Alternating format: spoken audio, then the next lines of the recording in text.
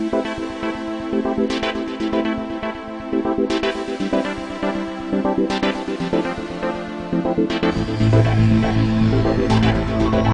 to be clear, tonight's talk is about the cannabis field, and if you've sampled some of the treats and you're feeling a little bit fuzzy,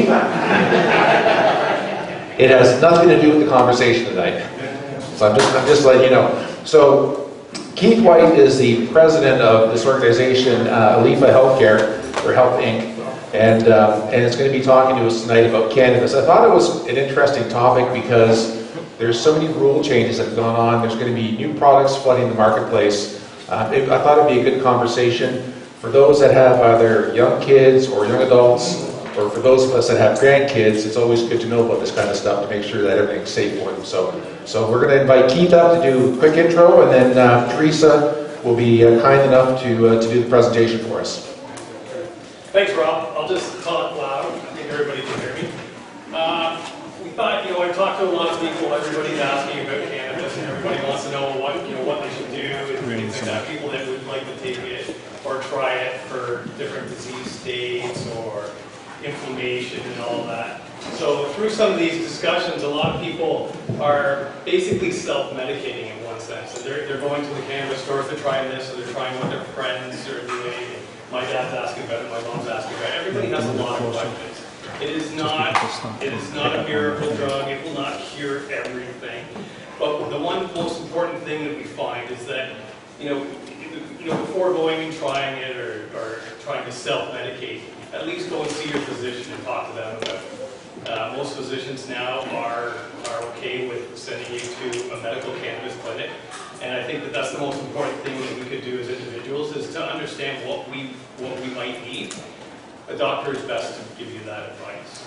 So again, our company has clinics across Canada. We have a clinic here in Oshawa, we have clinics in Toronto, BC, and Nova Scotia, Newfoundland, all over the place. So Teresa knows a lot more about cannabis than I do, and she's been giving these talks in the past. Her father was a carpenter, and she's done woodworking in the past as well. So I thought how much more appropriate would it be than to have her here with us tonight. So thank you very much. And also I left some pamphlets in that for anybody that would like to learn a little bit more. There's some pamphlets and information at a couple places on the way out. Thank you. Thank you.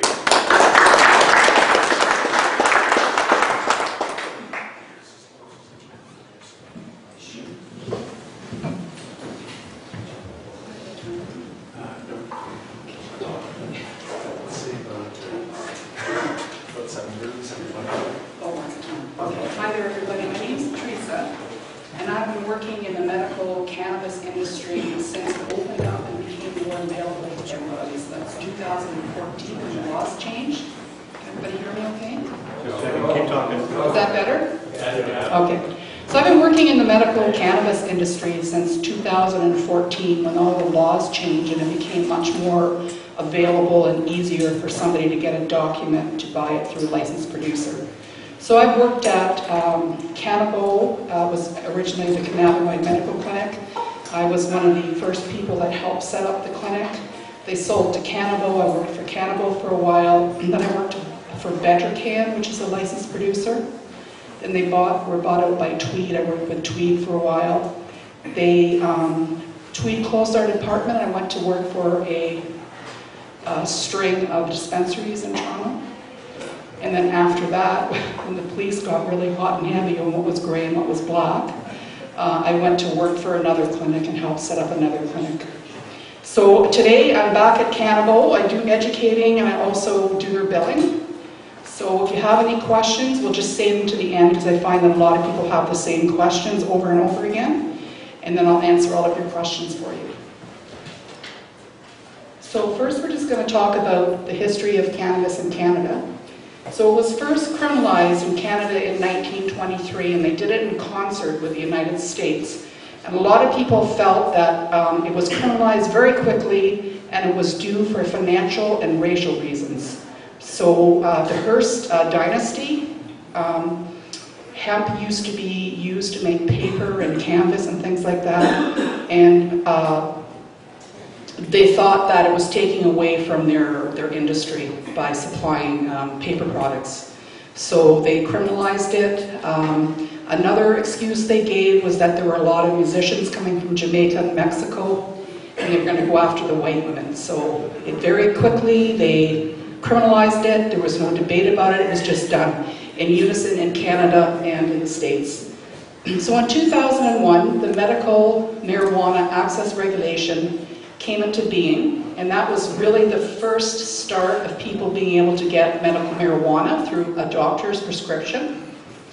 In 2013, the Medical Marijuana Purposes Regulation Act came into effect, and that was the one that opened the floodgates. That's when everything started really hot and heavy. Clinics were opening just a few at a time because people were still scared, doctors were still scared. But after they were in business for 6 months or so, everybody started opening up clinics. So in 2016, the new regulation, access to cannabis for medical purposes regulation came into effect, and that was as a result of a lawsuit. So a bunch of medical patients got together and they sued the government and said that the regulation, as it was standing, violated their rights under the Human Rights Act. So it was founded, that was when Jane Philpott was in power. They could have appealed it, but very quickly she said no, and within 6 months we had the new regulation. 2018, recreational cannabis was legalized. They came up with a new act called the Cannabis Act. It made it even more easier for people to get it. And now there's a 2.0 that was just came out in October 17th of this year, and it includes edibles and topicals. So the 2016 court challenge had to do with oil and fresh leaves. They said that the oil and the fresh leaves were the most important part of medicating, and that the Cannabis Act that was in place did not allow for that, or edibles either. So now the new act has come into place, but everybody has to submit their prototype to Health Canada, and it can take anywhere from 2 or 3 months for it to be approved. So probably mid-December and forward, you're going to find a lot of edibles that are going to be available through licensed producers. They're going to be available through the cannabis stores and through the Ontario Cannabis Store online. And so there'll be a lot of them then. This is an old list that I just want to show you just for interest. So this is what the government used to put on their website. It's all the licensed producers across Canada. I think there was like 115 or something on this map then, but you can see that there's a big concentration in Ontario, and BC has a very small amount. And BC used to be the driver behind the medical cannabis industry in the gray area, and they used to say that BC Bud was the largest export in BC. Legal, but it was the largest export, the largest product that they exported in BC. So now there's about 245 licensed producers. And this will just give you an idea. Some places don't have any. Northwest Territories and Yukon, Nunavut, they probably will never have a licensed producer grow because the energy costs are so high out there. So there's actually a lot of thought that the cannabis will be coming from the countries that are around the equator, and it's going to drive the prices down because it's a lot easier for them to grow it for a cheaper price. They don't have the energy costs, they don't have the carbon footprint, and then they can just sell it to people up in Canada, and then it can be processed up here. So this is just what the site looks like now. I forget how many pages there are, like 25 or 26. And you can see they tell you by province which licensed producers working in the province.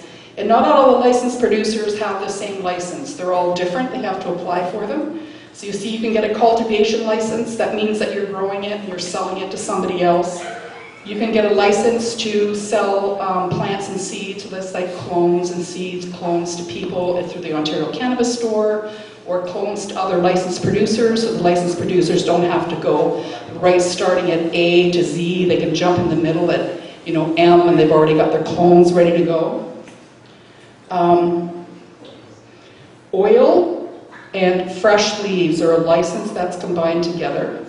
And personally, I think that fresh leaves is going to be one of the most important things that's to come in the future. It's yet to be seen. But there's a lot of people that have reported cessation of multiple diseases and undiagnosed diseases that they've been able to cure by drinking cannabis juice or ingesting the leaves, like just chopping it up and putting it into salad.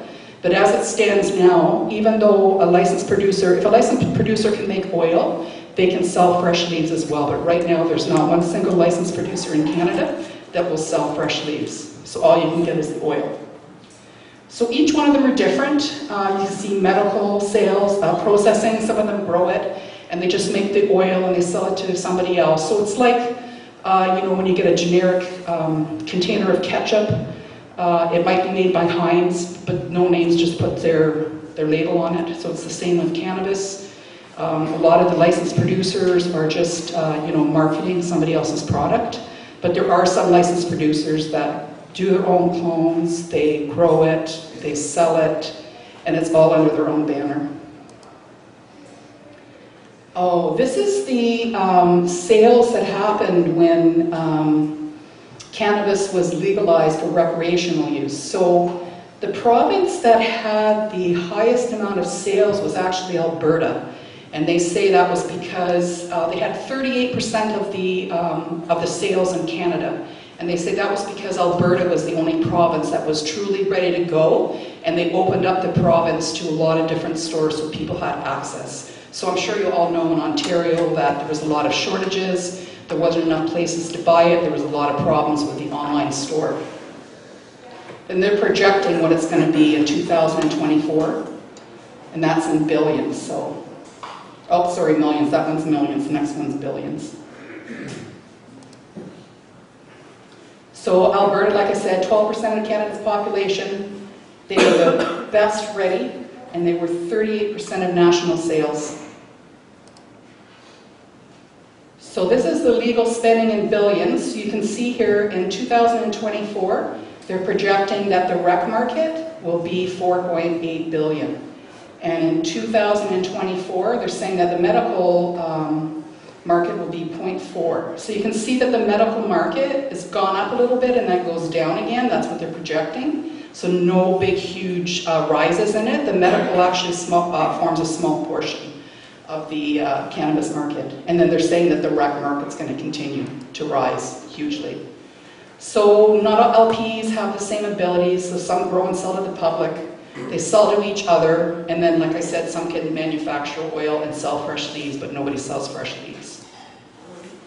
Cannabinoids are a class of compounds that act on receptors that are in your body. That's why cannabis works so well for people. It's called cannabinoid receptors. They're all throughout your body. There's a cannabinoid 1 and a cannabinoid 2. They have different functions. So endocannabinoids are manufactured in your body. So we already have a system in our body that mimics cannabis. Phytocannabinoids are the plant, and synthetic cannabinoids are ones that are synthesized by laboratories. So a big one in Canada is nabilone, and it's covered by most drug plans for people on disability, seniors programs. The nabilone is covered. So it's a synthetic THC. It's not CBD. The endocannabinoid system is a lipid system, so it means that the cannabinoids, when you take them in, they bind with fat. They do best when they're bound with fat, like oil, coconut oil, butter. Alcohol is another thing that it binds really well with. They're responsible for all of the main functions in your body, your immune system, sleep, pain, inflammation, reproduction, mental health. It's thought that the cannabinoids jog your body back into homeostasis. So you're basically trying to fit a key into a lock that opens up the immune system and all the rest of the endocannabinoid system beneficiaries and makes it work again. It puts it back into regular regulation.